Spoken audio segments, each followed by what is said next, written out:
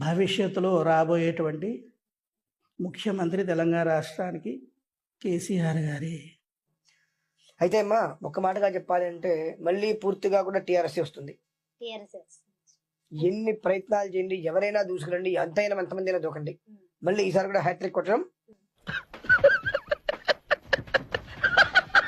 ఎట్టి పరిస్థితులలోనూ 100 126 అయినా వచ్చేది టీఆర్ఎస్ అండి, అందులో సందేహమే లేదు. మధ్యలో అసలు ఈసారి కేసీఆర్ గారు గెలవడానికి ఎంతవరకు అవకాశం ఉంది? తప్పనిసరిగా ఆయనే ముఖ్యమంత్రి అవుతారు.